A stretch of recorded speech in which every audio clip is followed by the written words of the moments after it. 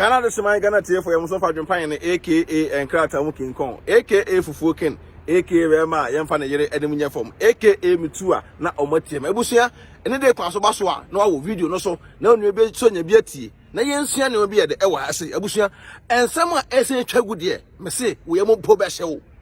se de kokoso nyina yi no eye Hajia4real se ensem kokoso yi akokukuru ntokwa kese e de abre eye fela wo Hajia4real san sem ekokoso ya ya kire ese edakoduru aye America yi akokpeja ensem ne ntokwa kese abre fela Makafui ene medical ama se kombo fela Makafui on pesa tawale ani mahwe fela Makafui so on pesa tawale ani mahwe because tawale entufo tie niye fela se tawale entufo tawale epeso push medical on pesa medical be jai se adwuma na one ne eye de eye no fela Makafui sense mo ke kan no enti ama enabufo ni ntino fela Makafui first panani dina Mrs esoso after Mrs ayesenka ono no tim say yes me kunu amene na tie e de adente say me ni enya enfiri eda ba akumu a ese me kokko change me din ye nya ba fela abufuo ntino wo say da wale no kopo o jai na wodi kan ja wale no social media so me so Adwenepahene me toyi me mpa wale go Adwenepahene me mpa wale go me de no ka the way afela ne medical eye no ka me support pa o ka ye me de e wo dokwa so said omo koba omo no timi ko gina stage afa bia na me yere ye de ye so atiase because we ase de oba kan ho a be ma obi bia ye de ekoso e na me ma no bebre so aso odene medical fela so aso odene say fela de ka to medical fo say medical adwuman a wo ye e sa fraud adwuma wo ye medical e say music me fela me no wale ye e say me so me de support I de support o industry no ma e say wo medical udin ekwa akiri nti adentre wunya isa adwuma na we de oye no sabi e bia yo business me mpo na wo ya fine esi aye sisi dan ye odan bebre aye si asa nyangopon ache wo medical na fela Makafui oba fe sesi ya wa ma fela bu afu medical wo so nim sa manfo e pe fela dada wo nim se sister Debbie adofo e pe fela danfo e wo wanim wo so no amanfo so e pe wo so wo so betimi ne fela de ejai the medical mo ni na na efutu na fela de ma onu tie ya satawale de waye ne ho panyi a otrafi mewe na nka ntebu na kawefo a woka ho bi ya wana satawale e de message kakraka we be bo ho no satawale de we be bo be ka se an e na mu na sa manfo mpo sere no san ne maame no na opere sa na de ente satawale e ka wo be ba be kanya sasam Ayɛhuhu se sei e na bia no ma ne ekɔ no wa ngasa na wo se confirm ya wana satawale asanda ba biem ai obompa ye se eka se FBI for wa be chi Ghana fo ni nyina omo ye sa fraud ni nyina na ke do mo nyina akɔ America na satawale angasa no am se utikeka Shatta de wale ni tikeka ono nko ampese bo kwa dem satawale empese no kwa dem na we na satawale sa adwuma na satawale eso eni subanti na kan se Shatta michi na ex girlfriend Shatta michi eye de ejan ho ekoye the same thing and Shatta person and ka fela Makafui e de medical but ye mpese sa adno be de ebesi ti medical mesra for ni to form na adwuma na wo ye no jai na fela Makafui ni ho nto no because fela so wosro is a Hajia4real ni atini ye chi Hajia4real no is ono kwa ne kwakoda mo is a medical fela si ye kan kire o se ye chiwa se si ase ye chiwa wona ne ba no on be ye dai areho be ku omo wo satawale the same time there Shatta michi e beto abonten po se na ma ne kɔ nam wan ho mebua e beto abonten se na o ma ne kɔ nam wan ho pa na ma ne kɔ nam wan ho etimi kɔ ye ne ma bebre kɔ ye discover e beto social media no so satawale mebua anti sa ne ma no na Shatta michi so trans no se wo sisi no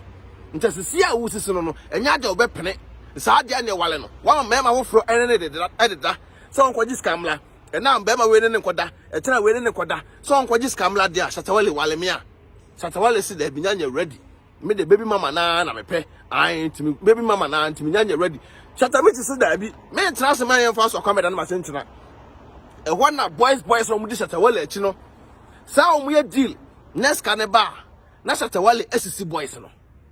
Omo deal bianes kaneba na Shattawale sisi boys no te wana boys so yes there bi Shattawale woni gie e wo Shatta michi wo sa dia ne yeso so no ye be pini e ho aka kan sama che Shatta michi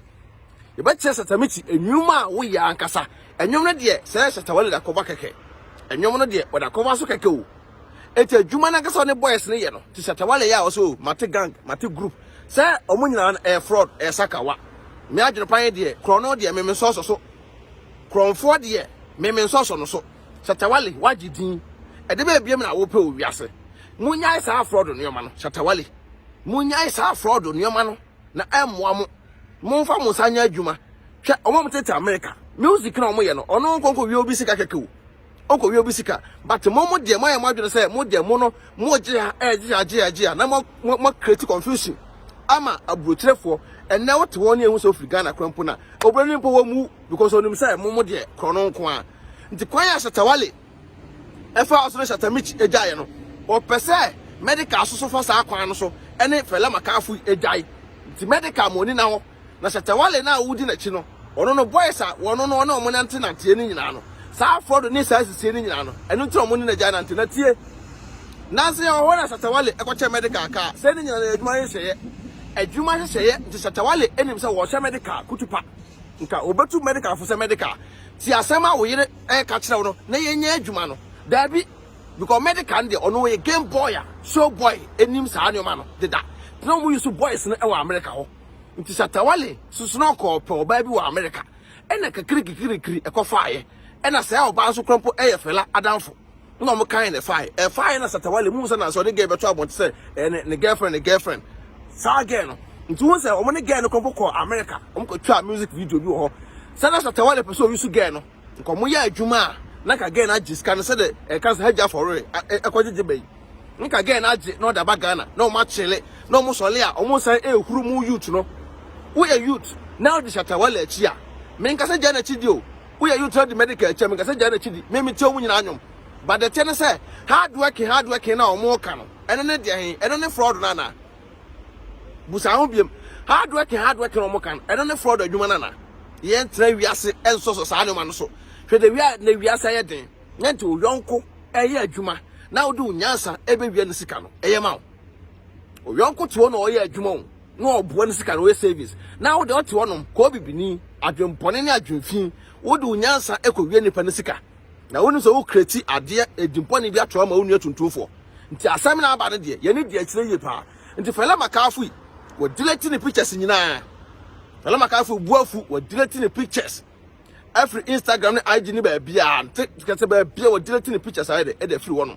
ne buafu medical pa am wasakwa ko yi ne din message na eso so no e de free wo as Shatta Wale wo unti medical ko jai but wo mpese medical be jai Shatta Wale tina na se ko to card ko che medical because wo she ne kutupa ntabusha the way asem ne ekoba ne de Hajia4real sansem we say no akopagya nsem aba se Shatta Wale ne yam hye no Shatta Wale a follow no medical follow no say amafo be bra asate omo follow eledi no because omo nim say kan ne kan wa hwe be asem ne ka ko no ye ba be fa omo nyina nta Shatta Wale te wa aso say that we concept oda wona o Shatta Wale da wona nka yesa ka Shatta Wale etiminya oba bi wona nchen na nka nigie na ewo no mu no na nka pie kese na nka Shatta Wale timdidi kama na nka na front Shatta Wale we a nice man but what found do we are so nice but what found do Shatta Wale hwe dem ye wate hwe dem ye na phone na wo phone enye adentina sa phone sa Shatta Wale esa timi try na timi di good ente ka hu oba wo nchen na oba na tima ye nuane da ma but asisie so wo wafa asisie e wo wafa obeba social media na boys no wa ba be kasa e bia we the boys we me boy fine but mo ye adwuma na se si a na ska ne ba na usisi boys no e bi dey say medical so no we smart medical no wadwonum dadaw to Shatta Wale Hajia4real sensem na aba ne de ama se Ghana fo nyina hunu se ahyense nyina no e kwa say fake life nko a na Hajia4real no okọ no dada no ho ai no dada no fa to beji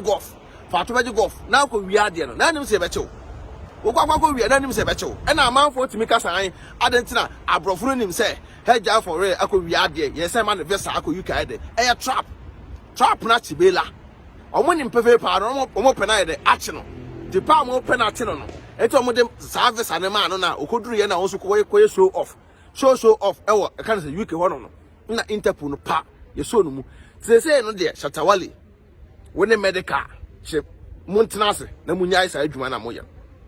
na mo adofofo a mudi mochi nto mo mudi mo achi no se nwom no ento mudi mo achi o ba se no mo ya ma boys no ntene obenso bi wo wa yeso kokun obi akraketwa 5 years 6 years 10 years obakodwudwa no adenta we nyina no se okoye sa no ma we na watimi akọ change broni na adwene se de broni betimi na credit card number ama no watimi bia sika ehe na mudi wiase eko wa obra obenya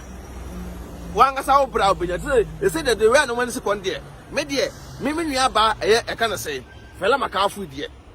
fela Makafui woni medical wale de ye mpese ebeguo Shatta wale wa panya otifia wanga sa nanga sa tenase na ja concept ni oma na wo ye no tenase ja concept ni oma na wo ye no all the way amanfo si eye omo ni oma e wo ho Shatta wale me po asem pa medical po asem ba munya fraud adwuma na mo ye me kan se fela Makafui ne yam ento no fela Makafui se medical wa nya ya eno ntire o delete the pictures nyina because osuro say ba be che no e ka ho because say fela Makafui se medical say wo na fofi anto ata ne so mu ya ka ya asem kese che say no wa wo fraud bia no say kan se mu nua ba ya che ne koyi wo betu kwan ya study pa because say mu sankofo nyina be bredin e da blacklist so sankofo be bredin e da blacklist as ye pe wo mo den ye pe wo mo den ti Adwenepahene de ye be ko twi be ko breman de ni nyina no ye be bremo e bi na Shatta wale Jodi Shatta michi no opese the same thing happen to medical there medical money na ho na woni e kan say fela Makafui de odo a wo montem no eye obi afa na jai sa adwuma na wo ye no na business mo bie no mun control sa business no na emoa mo